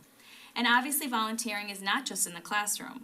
Our school district does numerous things throughout the school year that involves community members coming into our schools, doing presentations, donating money, offering their talents, and supporting our kids, teachers, and district. Thank you to all of you that donate, volunteer, pay taxes, and do anything that is helping our district. You are part of the reason that makes all of those moments possible. This community is beneficial to what makes the school district so amazing. It's all a beautiful cycle, and there is no start or finish, kind of like what happens first, the chicken or the egg. When our community is involved and supports our schools, that helps to motivate our teachers to be a support system for our kids. And when our kids are getting support from their family and in the schools, that helps our children grow into successful adults. And those successful adults want to support the system that supported them when they were younger, and the process starts all over again. And that is beautiful. Thank you. Yes, thank you guys. It's all true. Summer school classes. Heather? Yes. Before we get going on the agenda, and I should have mentioned this earlier, do you think that it would be possible for us to just make a slight adjustment to the order? Could we do the strategic planning refresh before we talk about the Inflation Reduction Act funds? I'd like to discuss the strategic plan before I vote to fund it with the Inflation Reduction Act funds. Okay. It's just swapping 4 and 3. Can we do that, or do we need to make a motion? You have to make a motion to do that. I Did you made just make that motion? I'll second that motion. Motion by Scott, second by Sarah Ramish, and it's basically to switch Just flip flop. Just flip flip flop them. 903 and 904. 903 to 904. Yeah. .04. Any more discussion? All in favor? Aye. Anyone opposed? Okay, anyone opposed? Okay, motion passes 7-0. Okay, so we will but we will do summer school right now, first, okay. And that's Emma Newmeyer, right? Is Yeah, that who Emma that? does that as well, so I'm gonna turn this over to Ms. Hoskins. Because I think the Mr. Shinneman. it's beautiful. It is a beautiful It presentation. is awesome. Emma is a jewel. Does she know that? I wanna take some of these Yeah. summer school classes. Yes, so we are very much in the process of helping our families to register for summer school classes right now. If a student was recommended for reading or math, they have until this Friday to sign up for those 2 classes, or 1 or 2, depending on if they're both, reading and math, and then they can also choose one other, activity, because we wanna make sure that they get that, registration done first. And then we actually will open up Monday, March 17th at 7:00 a.m. for all other families to register for the classes. So, we have a lot of our, usual summer classes, a couple new ones as well, and so hope that families, will start to sign up and participate in that. There is a change for busing this year, so there will be more information coming about that. In the past, you would register, like, for a class that entitled busing. There'll be more information. We're just trying to streamline our process, for that, so. Oh, it looks I awesome. just have a question. Did I miss it, or is it not happening? Summer Saunters. Summer Saunters. It is, okay. It's a clinic. Oh, yeah. Okay, there. okay. Yeah, so the clinics weren't out there, right? Yep, clinics are out there. Oh, they are on They there? should be, they might not be on that course catalog. Okay. Maybe that's why. Because I think there's like a golf one too, and then, isn't there something else? They're in a different, they're maybe at the end. Because that's sort of an Yeah, that's a all little day, half different. day, all day. Yeah, Clinics, yeah, yeah, okay. there's a few clinics that we run, Okay. BFS, Okay. Summer Saunters, there's a couple more that I can't think offhand. Leadership Council, yeah. Leadership Council. If you haven't, I would just encourage you to, on the district website, if you go to schools and you go to the summer school webpage, there's a ton of information there. Emma does a great job of making that more user-friendly, and all the information is there as well. Awesome. People can ask us questions too. Oh, there's Summer Saunters right there on the webpage. I just went to the webpage. Thank you, guys. Yeah. No, I bet it looks awesome. Would someone like Do to? we have to do anything about We have to this? make a Make a motion. Oh, I'll make a motion to approve the summer school classes as presented. And I'll second that. Motion by Sarah Ramish, second by Terry. Any more discussion? All in favor? Aye. Anyone opposed? Motion passes 7-0. All right, administrator, director contract extension approval. Yeah, in the past years, the board has moved to extend administrator and director contracts with 1-year extensions at either the February, March board meetings. So here we are, it's that time of year, so typically we do that. We have a great director team and a great administrative team, so I recommend that we extend or issue new contracts for 2-year contracts for all of them. Make a motion to approve director contracts with a 1-year extension through June 2027 for Ms. Carls, Mr. Potter, Mr. Hurrian, Ms. Price, Mr. Lowe, Mr. Rybel, and Ms. Sachin. I wanted to say Tracy, sorry. With compensation levels to be determined prior to issuing of formal contracts. I'll And second. Oh, also move to approve the issuing of a 2-year contract administrative contracts for Mrs. Fossbender, Mr. Schooneman, Mr. Pertzborn, Mr. Jelnick, Ms. Schrader, Dr. Carls, Mr. Brewer, and Mr. Marshall, commencing July 1st, 2025, and extending through June 30th, 2027, with compensation levels to be determined prior to issuing a formal contract, and move to approve the issuing of a 2-year contract, district administrator contract to Dr. Breinig, commencing on July 1st, 2025, and extending through June 30th, 2027, with compensation level to be determined prior to issuing a formal contract. now I'll second that. No, second all 3. I'll second all 3. There you go. Motions by Adam, second by Sarah Ramish. Any more discussion? But you should vote on them separately. All You in should take a favor? vote on each one. Well, then why didn't you say them Sorry. separately? I did say them separately. I did say that's 3 separate motions. Just kidding, okay. So, I was gonna say, can't we group them all together? We did. Okay, unless people have, because they're different motions, so they're not all one motion. Right, but you put them all together. Okay. So we can, okay, so we are gonna vote on all three You'll of have them. discussion, Same. so you can ask for discussion. Yes, no, so yes, I need more discussion. I know all those have to people, change we didn't your- really you want have to to change extend your it, but motion. whatever, no, I'm just kidding. So you can have Adam would discussion have on to any change of his these. motion, that's all. If we had to change something, he would Wants us just, to vote separately on him, you have to change Oh, the way oh, you oh, read oh, his oh. motion. okay. I'm good with putting them all together. Yes. Sarah, you good with all Looking of for them together? discussion. Yes, yes. Absolutely. Okay. All in favor? Aye. Anyone opposed? Okay, motions all together pass 7-0. Thanks.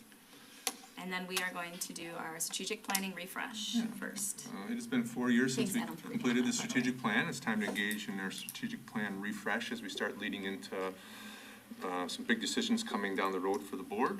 The process will celebrate past achievements, identify areas for growth, and ensure the plan continues to align with our community's expectation. As you remember, our last strategic plan really set the priorities for our current work that's being done. We have the balanced scorecard system in place for that. We've seen tremendous growth in our district in a lot of different areas, which has really come out of that strategic planning process. Our approach will emphasize community engagement, strategic prioritization, and decision-making, so it'll be a little different than last time. Last time we brought everybody back into the, running the gym, but we were creating a strategic plan. Now we're looking at, there's still the work that needs to be done on this one, so like, let's refresh it and make sure we're still making the priorities. So the goal of strategic plan refresh would be to review and celebrate strategic goal achievements to date, analyze areas for continued growth and improvement, facilitate a collaborative refresh of the strategic plan, incorporating diverse stakeholder perspectives, establish a clear framework for the next 5 years for aligned implementation of priorities, school district continuous improvement, and transparent communication on progress. The Facility and Finance Committee reviewed this proposal and unanimously moved it to the full board with the recommendation of approval. Did we have other bids, or are we just did. sticking with them because they did it They originally? did the last one, so that's the system that we've used, right? So we worked with this company before. They're the ones who helped us put together the balanced scorecard system. So that's why we reached out to them to work with them again. They give us a deal, since it's a refresh, maybe? But if you look at what they're gonna do, the 4-phase plan, it's very different than what we did in the first one.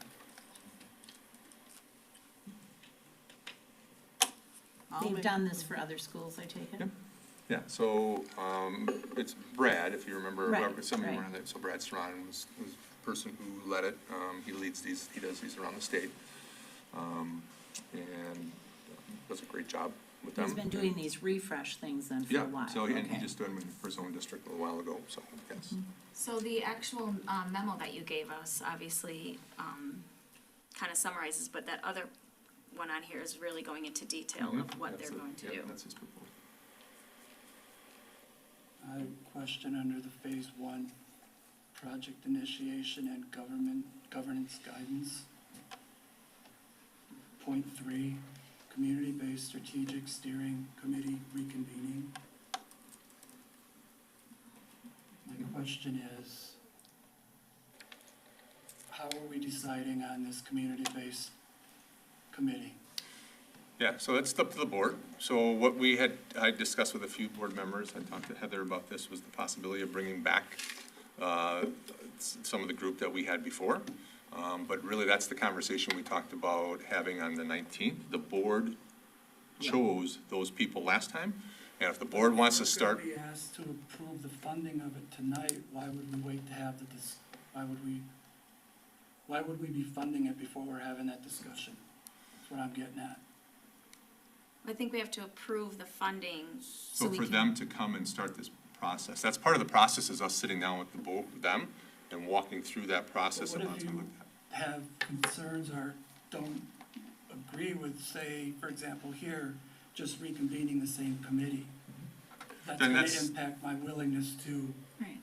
agree to fund it. That's a discussion that this board can have. If the board doesn't want to bring back the original committee, the board doesn't need to. That's just a conversation I've had with Brad, and I said I've had with Heather, and. How was that initial community-based committee convened? So, Chose by who? so it was chosen by the board. So the board, again, the same kind of process at the beginning, met with Brad, and they mapped out the community. Like, what are the different areas of the community? Like, we want, somebody from, local government, we want a local business owners, we want somebody, we want a student, we want a Farming. staff member, we want rural community, we want civic organizations. So they had like all these different areas, the board brainstorm, what are the different stakeholder areas in the group? And then, so then what, are there some that overlap? Okay, now who in the area represents these different groups? And the board made a discussion like, well, this person represents that group, or here's 2 or 3 people that represent this group. And then they talked about, had 2 or 3 people, and then the board called those people and asked them to serve on that committee. It was We did board need driven. 2 or 3 people because you have to get someone to commit to all this stuff. Well, they found other people and. Like 12, so if you wanna go back to our strategic planning website, it lists all those people are on I that would be strategic. more in favor of opening it up to if there are people that are interested in doing this, allowing them So to you, have an I opportunity. kinda wanted just to, so, Not the yeah, board go ahead. picking like-minded people. and obviously, we're gonna talk about that next week. Yeah. But I kind of was thinking too, I would like, if not everybody to come back, cause like you said, it was like 12 people. Mhm. But And then then, they went out from and then there. maybe even have more though, so, or at least some of those people, cause then I thought, well, they kinda knew how it went, so they can kinda be like good guiding to keep it on track, but then I was agreed to where I would want Or some new people conversely, in you there have new too. people come in and do it that potentially have different or new ideas. How many in the end were at the strategic planning? We had over 100 some people. Yeah, around 100. So people kept getting in, I was part of it, I mean, I Yeah. understand the process. well, how did you get there then? I was asked by, Right, I believe I was asked by one of the people that the board asked. Yeah. right. So the board, and then what happened was the board, the board chose these people, and then when they met, they remapped out the community to make sure that the board hadn't missed anybody. So tonight would be basically a vote of moving forward with this, but we're going to meet again as a board, I think, the 19th. Right, And then to we get can specific. discuss this further. Specifics, Absolutely. yeah. Yeah. So tonight is just basically agreeing with the idea Yeah. of doing this. Yeah. And how is 4 years chose? Well, so we are leading into, we have a lot of big decisions coming, right? We have In the next few years? Yeah, so we wanna make sure that we have we don't want to, like, make all those decisions and then turn around and redo a strategic plan. We would like to have that strategic plan lead that process. Like, what are the priorities of the community, what they continue to be? That has been our guiding kind of document as we've gone through, so now it will help be our guiding document as we continue to move into the next phase of, like, we'll look at referendum, we're looking at facility and things of that nature. So, that's why we looked at, like. It just, to me, it strikes me as it wasn't all that long ago that this was done. It Well, was, it it was though. It wasn't a fi- it It was, it was meant to be a 5-year. No, I know. I know, Yeah. I don't think it was all that long ago. but it was. Wait, It was one Yeah. of my first. I don't think it board was actions. all that long No, ago. he's saying like he doesn't think. 4 years ago, that just doesn't seem like to go through all this and to lay out the cost of doing it. My opinion is that what we have right now has been working very well, because the district's in a very good place. I understand what you're saying, I'm just bringing up my thoughts. And the goal Why was, at 4 years? to be honest with you, was to have the strategic plan happen a year earlier than it did, but COVID kind of messed up that. So it was like a Because we were gonna do it my goal was to have it my first year I was here, so. So then why not discuss doing this next year as we get even closer to the Well, because referendum? 2026 at 5 is- years? Because you'll be Referendum. making referendum decisions next spring, because you're gonna wanna have information out on a survey by this time next year, you wanna be putting a survey out to people regarding When are referendum we and things of that thinking nature. that this would be convenient and that we would be doing this over the summer? This spring or into the summer a little bit, yeah. I mean, if we're gonna do it this spring, we could do it next spring and still have the information. You can do it, you don't, again, this is a board decision, you can do Well, it whenever. My recommendation I is, my understand it's a strong board recommendation decision. is now. That's why I'm talking to the Yeah. board about it right now. Yeah, so my recommendation is, the strong recommendation is to do it at the front end of this process. But again, the board can make that decision. Yeah, and I'm not saying that that's wrong, I'm just raising the question. It need to be done in 4 years, you guys just mentioned you're thinking we're doing it at 5 years, but you couldn't because of COVID, so should we do it at 5 years? I think the wrinkle in that, though, is the potential, well, not the potential, but another referendum coming, because that's gonna be in with the planning. This will be part of that planning for that referendum. That we're gonna be Get the feel starting of the next community. spring. No, I'm not gonna say we, that the board. That the board. I don't know that I'm gonna be here on the board. Right. But that the board will be undertaking in the spring of next year. Right, because when Yeah, is the but we're potential voting. for a The board will start talking referendum about vote? referendum. The board will start having conversations about referendum this summer and in the fall. Because you will have to start looking at we will do an applied population study. I will bring in that to the Facility and Finance Committee at our next meeting to do applied population study, which was again, having an enrollment study that bases the referendum Baird model on. We will do that hopefully this summer. And that will lead again in Baird model projections and starting having conversations about what a potential referendum will look like. It takes a long time to put together a referendum. And I want to make sure we have the board has enough time to do this well. Will they look at, because I know there's something with the city, is there a vote or a presentation by the developer at the top of Lodi? Because I've seen some plans of potential, like, senior apartments, Yeah, regular it's been apartments. I mean, right, well, I think there's something else coming. I can't remember what I saw, but, Yeah, there's something coming up, I don't know. next week or this week or something, but will Baird then know about that and look at that as well? Do you know what I'm trying to get at? Yeah, so again, Baird doesn't look at that. We go kinda through the look at UW extension to applied population study. Okay. As a different group. And then we use the data, they give us like 4 or 5 enrollment projections. Okay. Based on these different models. And then we, as a board, the board will make a choice, like this is the one we're going to follow. Right. So for example, they give us 4 or 5 models last time. One of them showed us declining, the other 4 showed us growing. We chose the one that had the least amount of growth to try to be as conservative as possible going into the last referendum.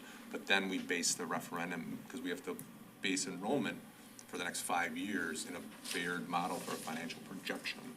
So you don't want me doing that, right? You want experts who are doing those enrollment projections to put those together so you're making the best possible guess. Because again, if you're putting together a referendum, if it's a 3-year referendum, a 5-year referendum, those are difficult projections regardless. So you want to use the best data you can in the front end. And just since I brought it up, because I brought up the top of Lodi, it's tomorrow, it's the City Plan Commission. We'll be considering the implementation plan for the top of Lodi development tomorrow.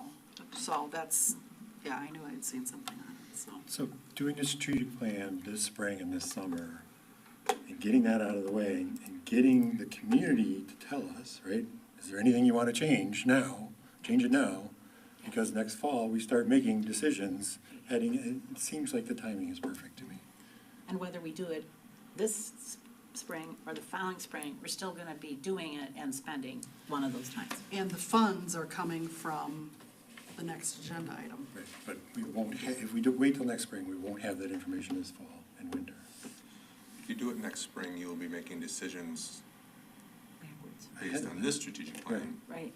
And then doing a strategic plan. And then And so you might do a hoping strategic, everything if you do it was next okay. spring, you'll be doing a strategic plan after you've been making some decisions about a referendum and doing stuff with your community and asking them. And then possibly having a strategic plan that doesn't match that. I honestly don't think they'll change the strategic plan all I that don't think very much, much, no. but I still want to hear. It'd be nice right? to just hear what people are thinking. It's the gift of that priority that the community gives us. Right. We don't guess what Well, the and there's community been a wants us lot to of be. new building and new people and young families and National Night Out, there were tons of people there that I didn't recognize anymore with little kids. So. I don't feel strongly that now's the wrong time to do it and next spring is the right time to do it.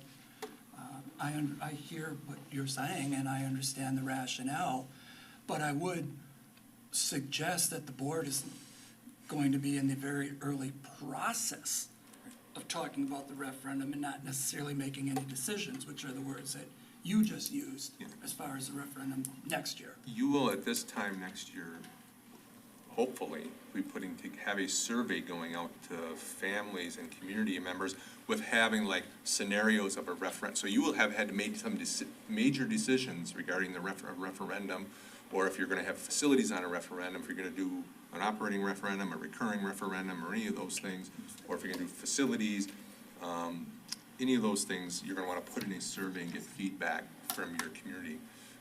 And you're gonna be doing that this time of year, next year, because you're gonna give them, 4 to 6 weeks to take that survey, and then you're gonna get that results back in May, and then you'll be using it in the summer, and you will have to make a decision to go to referendum by August if you wanna go in November of 26. Right. You don't have to, right? The board doesn't have to go November 26th. They could go the following spring, but that leads that there's issues for doing that. Yeah, we Right, talked so about we've talked that, about that before, so policy. my recommendation would be go in that fall Why of you wanna do 26. it in November, because only being able Because then to you ask get, a certain number of you questions can only per do year. 2 a year, correct? You can only do, you only ask 2 referendum questions a year, so like last time we did a referendum, that's why we had, our capital improvements together with our operating, because if it would have failed, it would have given you the opportunity to go back to the following November. Right. We didn't have a fall election date when we went to the election in 2022, because there's no fall election in the fall of 2021, so we had to go in the spring. So we made it one question. The board at the time made a decision to make it one question to protect the opportunity to go back in the following November. Now, this November 26th, there is opportunity, you could have 2 questions, because you could, if it would happen to fail, you could go back in November, or April the following April. year, because it's a different year. Right. It's a different calendar. Calendar year, correct. The other nice thing about going in November is you don't have to have those conversations like we did last time. When you go in April, you have to have non-renewal conversations with staff, because if it doesn't pass, then you have to start having specific conversations with people, because we want to treat people like we want to be treated, and if we know that there is a potential their job's not going to be here, we need to let them know that. Because staff needs to notify us, the board, by when, February? That they're retired, for retirement? Right. What about if they choose to go to a different district or? Well, then they can do that at any time, but then there's a But what, so there's no ding against them or penalty or whatever, what's that time? It changes, so like, it depends if they break their contract. If we issued a new contract in May, so we just talked about this earlier, about compensation, that our hope is always to have the compensation done by May, so we issue those contracts. Right. They're relevant, they have to turn them in by June. If they decide not to turn that in by June, there's really no penalty for that, but then that job becomes vacant. If they sign that contract, and then after June 15th, then there is a fine for, from June 15th to like July, and I don't, the dates aren't, but June 15th, July 15th, there is a break in the contract, there's a cost. If you break it after July 15th to August 15th, there's a bigger Right, cost. and I guess I had the whole retirement February on my brain because of the retirement. Retirements, they have to let us know by February 1st. Okay, so that's what I was thinking was everything But if we have to else, but non-renew no. staff, we have to have that done Right. by May at the latest, and the timelines get really tight, so typically we look at March, preliminary notices of non-renewal, and Right. so we have gotten way down a rabbit hole versus. Yeah. Yes. No, I know, I'm sorry. I was just gonna say, though, I think it's been a great sorry. discussion, Yes. because a lot of, Been a big I mean, discussion. I did coming. plenty of this before I was on the board, so. Adam was the only other one here.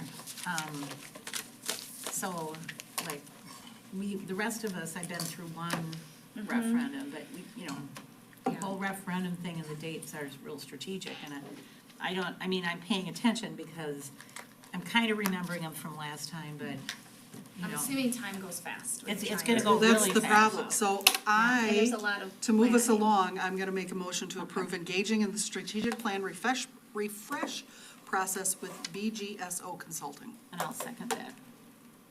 Motion by Sarah Ramish, second by Terry. Any more discussion? The only other discussion that I have is just a clarification that the nuts and bolts and the specifics of this are discussed at our next, that I'm understanding that correctly. That's that the plan. That's discussed at our special meeting that we're gonna be having on March 19th. Yes. Yes. Yep. That is. You can bring our corned beef and cabbage. All right.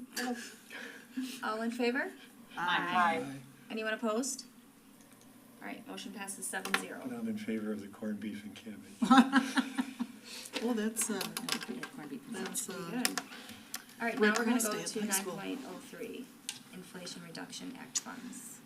Yeah, so CG Schmidt explored tax deductions through the Inflation Reduction Act, which allowed them to recoup funds mainly from their work in building the primary school.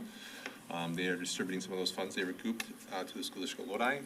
We were not eligible as a nonprofit to go after those funds, but CG Schmidt as a contractor was. So they have $50,000 that they have given back to us for their work in the primary school. So the original version of the Inflation Reduction Act did allow things like schools to go after that funds, but before it was passed, that was taken out, and it was given over to businesses. Businesses had they did not have to give the money to us at all. No. So it was out of their own heart kind of thing, so And that's a nice chunk of change. that's a big chunk of money. well, that's gonna pay for what we just voted on. Yeah, so what fund does that go into? The general? Yeah, we'll or- put some in Fund 41 and some in the general fund. Okay. I move to accept $50,000 from CG Schmidt and to use that money to offset strategic plan refresh process and the current referendum projects. I'll second that. Motion by Adam, second by Teresa. Any more discussion? All in favor? Aye. Anyone opposed? Motion passes 7-0. All right, guiding principles. Yeah, so the board spent time discussing guiding principles to use in the near future during board, when they had their board professional development sessions. The first area of focus was on guiding principles the board would use to decide if the district should go to a non-recurring referendum or go to a recurring referendum next time the district had to go to Operation Referendum. This will be a decision the board will be faced with, so the board looked at some of these principles that helped guide that decision the last time we met, as the professional development with Drew Horwick. The board also put together guiding principles that they would like the community group to use when reviewing potential upgrades to facilities and green space. The community group would use those principles to make those recommendations back to the board about facilities. So these are the two documents. They don't have to be approved tonight. These are drafts that have been put forward. If you look in, and I know they got in late today, so there is also, if you look in the board docs, there is information like from the sticky note activity we did, and actually the raw data is in there. But these are kind of a summary way of putting these together. Just kind of. Adam, were you doing, or did somebody, Well, or Adam put Adam and I stuff did, and then like Vince. through AI or something to?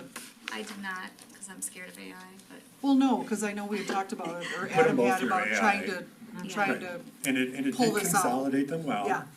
But Because they were a bunch of stuff. what Heather did, I'll speak, sorry. What Heather did and what I did was still, I mean, you did it, and I went over it 3 times, it still looked like a bunch of sticky notes.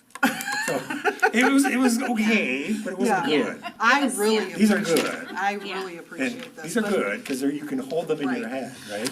But I mean, I would.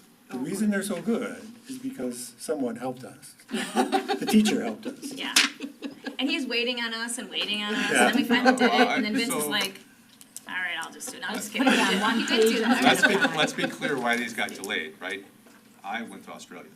That's true. So, right, we had this in Oh, yeah, November, and we said, Yeah, if you wanna say that. we're gonna kick these to January, and then they just kinda get kicked, because other things came up. I was gonna say, it wasn't just Australia. No, I really appreciate this, just as a, And all the sticky notes are in here. and I'm They okay are. with, They are. I'm okay either voting on it tonight or holding it till next month. I mean, If people wanna look at it I'm, more and try either to way, make sure that I'm we okay. included everything or whatever, if you wanna make changes, otherwise, yeah, people, it's completely, if people are ready to vote, we can vote. I think this you looks should make a wonderful. motion then if you're okay to vote. Move to approve guiding principles as presented. I'll second. I don't think I need another month, I read them. Well, no, I just, if anybody needs, Sarah, are you okay with? Motion by Scott, second by Sarah I am. Ramish. Perfectly fine. Okay. Any more discussion? They look beautiful. All in favor? Aye. Anyone opposed? Aye. No, No, you're good, Sarah.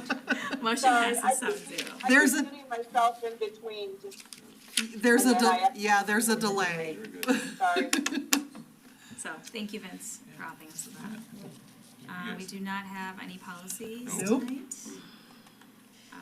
We do have gifts and donations. I'll make a motion to accept with great gratitude a donation of 5 automated external defibrillators and 2 trainers to the Career Program District from the Mortar Memorial Foundation, and a donation of $1,000 from the Lodi Optimist Club for the Love of Learning Summer Program. I'll second. Yeah, that's awesome. Motion Yeah. by Adam, second by Sarah Ramish. Any more discussion? I just, with the Mortar family, I've done the Yes. blood drives, with them, and, yeah, it's just a great group of people, and, they do. And this is a great thing to Yeah, have. absolutely, Yeah. absolutely. No, and the Love of Learning Summer Program is an awesome thing too, Mhm. so thank you guys very, very much. All in favor? Aye. Anyone opposed? Motion passes 7-0. All right, our committee reports. We are going to start with CISA 5. You should mix these up too. Instead of just mixing up the administrators, you should mix these up too. CISA Yeah, 5, so she does. we talked about, Mix them up next time, really Yeah, throw them Adam off. just likes me first. Policy I'm up just on kidding. we talked about, the person who runs CISA 5, Jeremy Beal, his contract and what we're gonna pay him and that kind of thing. But also all the other people that are gonna get paid there and what salary increase they were gonna give to everybody. Their insurance costs went up, they have about 12 different plans, insurance plans, I think there's more than 12, because they cover such a wide area. And on average, it was about 8.9% increase for insurance, yeah. Some of them went up more, some went up less. So they, in addition to covering CPI stuff, they also covered 4.3% of the insurance increase. So that's what we talked about for the whole meeting. Yeah. She's coffee talking. Well, thank you. Co-curricular items report. All right, wrestling. On February 15th, the wrestling team traveled to regionals, placing second out of 14 teams. On February 18th, the team traveled to Prairie du Chien to participate in team sectionals. Lodi lost in the first round to eventual sectional winner Fenimore. Lodi wrestlers Owen Shorst, Briar Caves, and Brady Dorshorst all qualified for the state wrestling tournament, with Owen Dorshorst placing 6th and Brady placing 5th. Dorshorst, again. Boys basketball. Oh, this was painful. The boys basketball team finished the season with an overall record of 17-9 and a conference record of 5-3. The boys earned a number 3 seed and hosted number 6 Dodgeville on Friday, March 7th, with the Blue Devils coming away with a 81-58 victory. The boys' season came to an end on Saturday, March 8th, in a 50-40 loss to number 1 Wisconsin Dells. Girls basketball. Girls basketball team finished the season with an overall record of 13-12 and a conference record of 3-5. The girls earned a number 5 seed in the WIAA playoffs and took on number 4 Beloit Turner on Friday, February 28th, with the Blue Devils falling by a score of 38-33.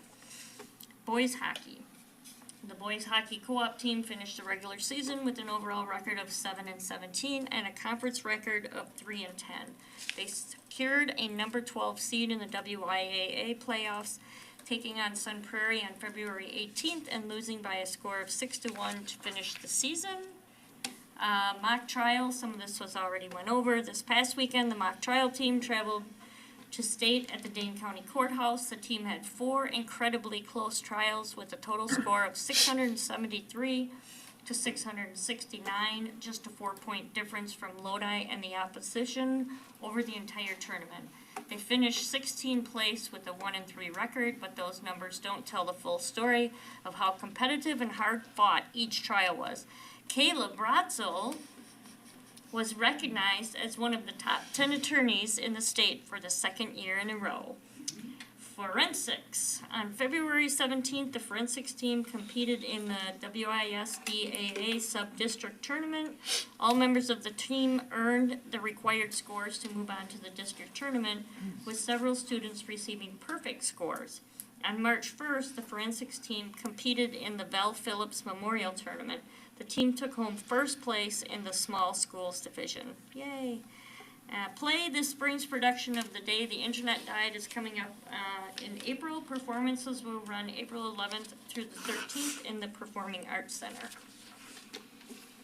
Awesome, thank you. OSC. Okay, hopefully you guys will be able to hear me. You're good. Okay, great. So on February 19th, OSC, the board met, and a few of the updates that were covered at that meeting were that the parent-teacher conferences were taking place and going well. There had been a presentation on the use of goats to manage invasive species. Coyote trapping was moved due to weather. Staff kindness was on the calendar for February. Empathetic and encouraging were the community values for the month of February. There was a gallery walk which went very well, and information was shared about pillars 3 and 4. There was also a staff bowling outing in March. Something else that's been kind of a big topic for us on the OSC board was the charter renewal.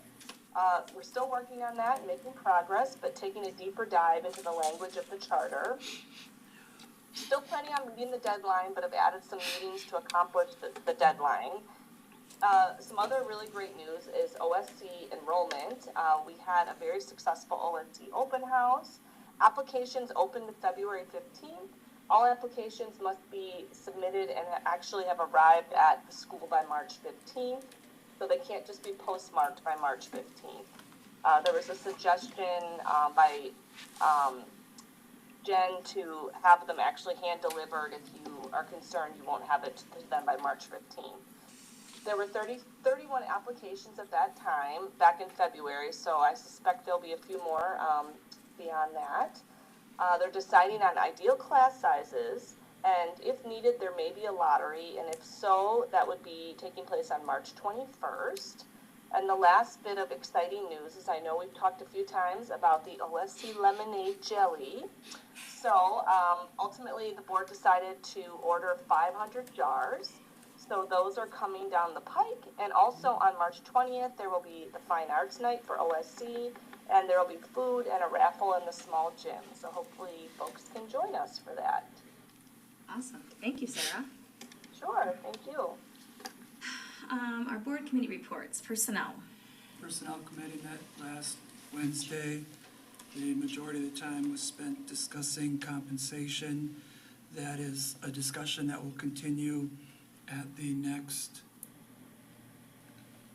committee level meeting in 1 month. And at that meeting, the committee will bring a suggested plan forward to the full board to act on. Compensation discussion, what that mainly centered around was how to determine the upcoming salary increases. We spent a very, very, very brief amount of time because the compensation discussion took up the majority of the meeting, getting some information about insurance and getting basically an update on insurance renewal. But there's still, I think, quite a bit of information to still come out, so there's nothing that we acted on or bringing forward at this time. So more to come on both of those fronts, but I think traditionally we've tried to get that compensation discussion figured out and plan put together to bring to the April full board meeting. And that is what we're gonna do this time as well, so that people know, staff knows. Yes, and you guys are more than welcome to join us. You said it's April 3rd. I'll say the dates. It's the, before the policy committee, right? It's No, I know. the first Thursday of the month, it's at 4:30. 3rd, yeah. And it's been stated numerous times prior to this, but I'll just state it again. Just like the current meeting we're having tonight, the full board meeting, committee meetings are open to the public as well. Yes. You can give public input, you can sit in on them. You don't have to sign Although up this either. one, would this one be allowed a closed There's session? been a lot of closed session, This one, that's no, for sure. of course. And committee 'cause it's meetings, you don't compensation. have to sign up like you do, No, not beforehand. not You sign up. beforehand, you just show up and. People would still be able to come give public input though. Yep, for Yes, sure. yes. But to your point, Heather, the discussion will be closed, but then we go back into open Yep. and we'll, Right. whatever the recommendation is, we'll share it Yes. Right. during that open part. You just won't hear how we come to the decision, Yeah. because that's closed session stuff. Yeah, So that's what we did, and we'll be doing thank you, important stuff. yeah. Yes, it is. I felt like I was getting a headache when I left, but we're gonna figure it out, we're doing it. Okay, curriculum. Well, we met on February 18th with Dr. Carls, and Connor Anderson was one of our presenting people. We talked about the Career and Technical Education Department updates and Blue Devil Manufacturing, industry certifications, communication partnership, greenhouse and hydroponic projects, and FFA activities that have high participation. And we talked about all of those. And our industry certifications went from 0 2 years ago to 19 this year. That's awesome. So that's the, the students that are going out and earning certifications. Mm-hmm. So the youth apprenticeship program. Just a little known and added benefit too, Oh, is sorry. any student that graduates from high school with that industry recognized certification, up to $1,000, it's usually about $700, comes back to the district in funding that we can reinvest in those programs. So that's, hopefully in the next future years, as we have students graduate with those, we're gonna get some funding back to the And district. that goes to all right reinvest. back to career and technical We fund stuff.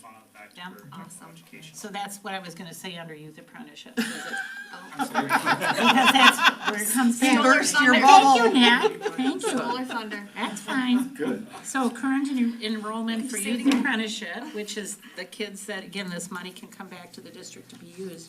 36 students are participating in various fields, including agriculture, manufacturing, and health sciences of whatever type.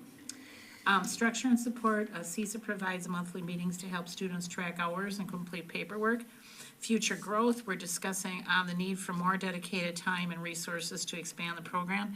It is a payback program, and the thing is we only have one Connor, and that gets to be an issue, because there is so much paperwork. And one Dr. Carls. Well, yeah, but we have so much paperwork with this Terry program. just looks at them. Yeah.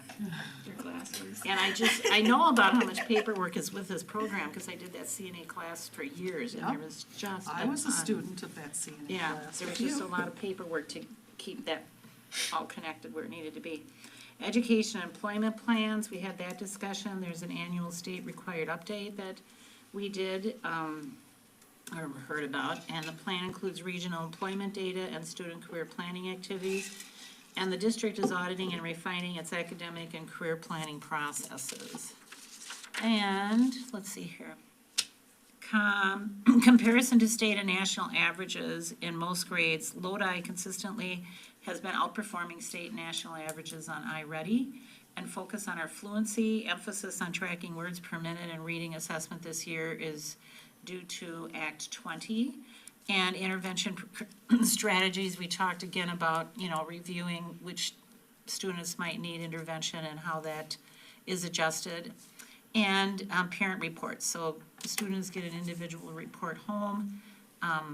Hopefully there's more communication going on as far as parents and to help them with the fluency, et cetera. So, anything else, Nick? Did I forget anything? Okay. All right, that's it. Thank you. Facility and finance.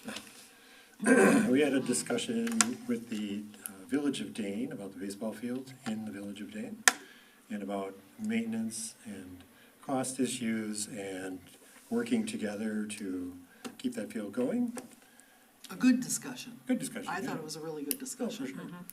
And next steps on making that happen, so. We met with them today. Oh, good. Oh, nice. So there it is, already next steps happening. And we've been having discussions on adding batting cages to the district for our educational purposes, but also for our co-curriculars. But because this entire district belongs to the community, right, it's not, Yeah, anybody can use it. it's for our youth sports also, right? So we're trying to get all of that together into one, to get some more batting cages, and we're working on that. You heard about The network cabling upgrade from Tyler was in the consent agenda. We're gonna update everything to Cat 6, starting with the middle school, which is part of the referendum. And we updated the cleaning service contract that we have. We updated the lawn mowing contract that we have. And we talked about the school fees. We talked about those Inflation Reduction Act funds and the strategic planning proposal that we just had a long discussion on. And that was our meeting. Thank you. And policy did not meet, and actually kind of going off of what Scott was saying too, is these committee meetings, just so the public, this is where all of our discussions happen. Like, we do these summaries, and I'm listening to these, and I'm thinking, how do we even talk about all this in an hour, really? We do it, but Not it's. facility and finance. Yeah, It's not always an hour. that's true, we do go over sometimes, At but least an hour and a half. it really does, that's where a true. lot of those discussions happen. So public is always welcome to listen in, because you'll definitely hear more details about that instead of these, where we have to kind of summarize stuff, so. But you do have to be there in person? Yes. Yes, we do not streamed. stream the committee meetings, No, it would be very expensive. so. Okay, We don't wanna so wear Tyler out. No. Tyler has to go home sometimes, right?